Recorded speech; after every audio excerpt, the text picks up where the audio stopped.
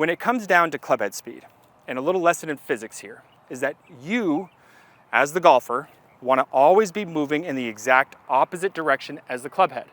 When you thought that you couldn't add any more speed to the mix, after you've gone through the first 2 videos in the series, here we are with a 3rd and final video that's going to teach you how to add even more speed. That's pretty exciting. I think it's pretty exciting. You should think it's pretty exciting as well, because we're going to be doing this today by adding in what we call ground force. You're going to get maybe 1, 2, 3 miles an hour at clubhead speed without having to work hard. Ah, the world of efficiency. That's right. I love to hit the golf ball long ways. I really do. And I love to hit the golf ball really solid, and I love to look up and know that when I look up, it's going to be on the golf course. Finding that balance between the two is very difficult.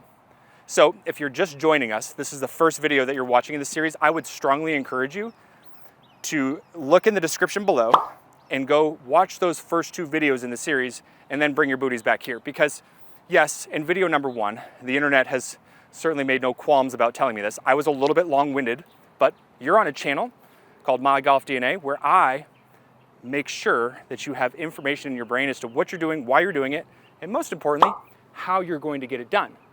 And today is not going to be any different. Today we're going to be talking about how to actually use this force properly, and I'm going to give you a drill that you can do to help start timing all of this up. Because as we know, in the golf swing, there are many different timing variables. As an instructor, what I want to do is I want to extract timing from the golf swing, and I want the golf swing to do the same thing from one day to the next, so that you at home are much happier golfers. Let's walk through exactly how I want you to practice this stuff. So step number 1 is going to be learning the movements without the arms in the golf club. Step number 2 is bring the arms in the golf club back in and start getting to fluidity. Step number 3 is bring all 3 videos back together and start hitting some golf shots, and then repeat the process. So step number 1 is going to look like this. Go ahead and take your setup position, cross your arms over your shoulders, and what we're going to do here is we're going to pressure shift and turn our body into our trail side. We're going to have about 80 to 90% of our weight underneath our trail leg. And what we're going to do from here is we're going to basically feel like we're doing a small downward kind of one-legged lunge onto our lead side, okay? Now, when you do this, what you're going to notice is that my head drops down ever so slightly. What you'll see with the best players in the world, most of the time you'll see them stay fairly level going back. The head drops down ever so slightly. When they post up and release, the head actually stays in that position once they complete their transition into impact. So there's actually a slight increase in spine angle that's starting to take place. I don't want you to think about that as one of those things that you have to be 100% precise with. You start thinking about how much your head is dropping, or how much downward pressure you need to have on your lead side. It's going to take away the athleticism and the fluidity of the movement. What you want to feel though is downward pressure, and you want to focus on where your weight is landing through your lead foot. We're going to be focusing on the weight landing underneath the lead ankle. Now, from this position, what we're going to do is we're going to make a little downward pressure, and we're going to feel about 80 to 90% of our weight land underneath that lead ankle. From here, you're going to push down into the ground. So you're going to take that weight, push down into the ground, and you're going to rotate the hips open by using your obliques.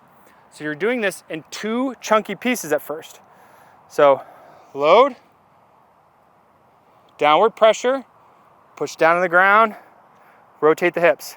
Keep the head and chest down when you're pushing into the ground and rotating the hips. You're going to start to feel some muscles back here in your booty starting to light up. You might have to put your seat heaters on in your car when this is all said and done, because you're now using your glutes. These are good muscles. These are stabilizers for your pelvis. So I want you to do a bunch of slow, chunky reps just like I'm doing them. A little downward pressure, drive into the ground, rotate the hips back.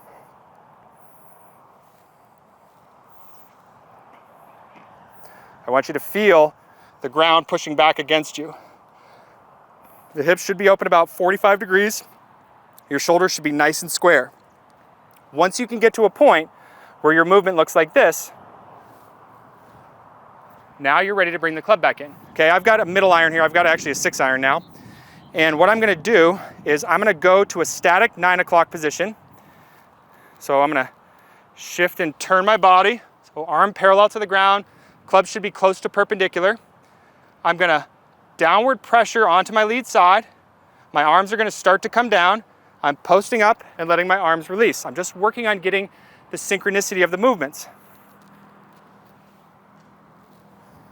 Okay, so let me do a better rep here. So I'm moving at a pace where I'm being as diligent and disciplined as I possibly can. Okay, I'm gonna start increasing the pace as I become better and better with the movements. Okay, once I can do this, and I'm pretty comfortable with it, now we can start going into the final phase, and that's step 3, where we start adding the throw from the trail arm like we talked about in video number 2. Now when we do this step, I don't want you to have a stopping point in your 9 o'clock spot. I just want you to make a shorter swing and then continue to move through there. I want you to focus on where the pressure moves through your foot and what you're doing with that pressure and really starting to throw the club head. And you're gonna start getting a whole bunch of speed here in the world of efficiency.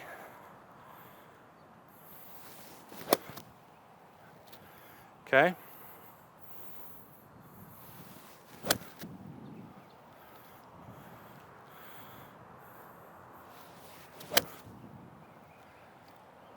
Okay.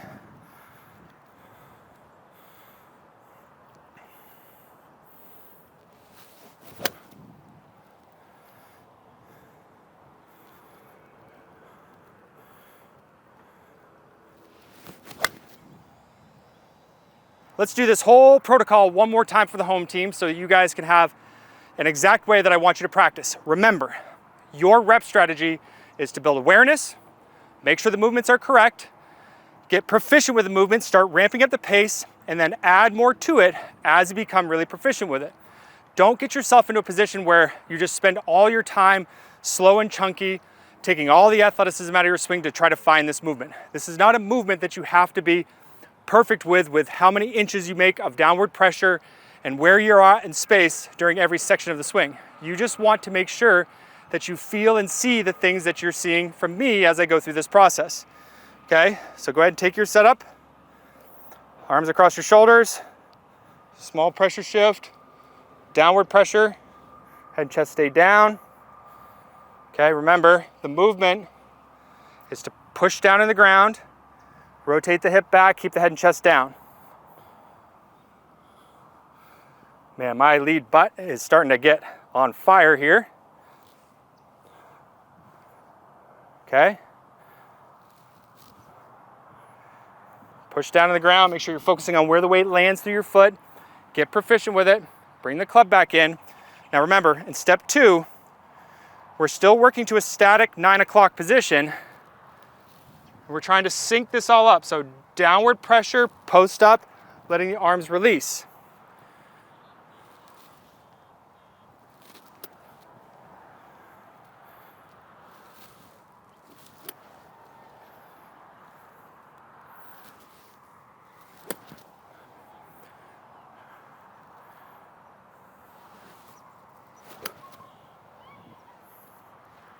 Once you can do this proficiently, now you can add the throwing of the right arm with no stopping point.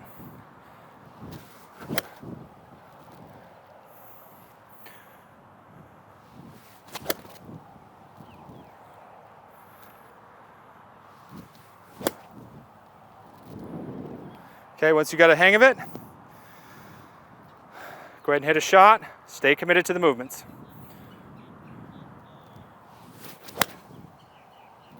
Remember, this stuff is hard. Take your time, follow the processes that we put in place, and you're gonna get some great success when it's all said and done. Remember, if you're new to the channel, subscribe to the channel. It helps us, right? It helps us grow and helps us spread our message. If you have any questions or comments, please feel free to post those up below. Remember, leave us a like if you liked today's video. Let's get out there and start playing some great golf.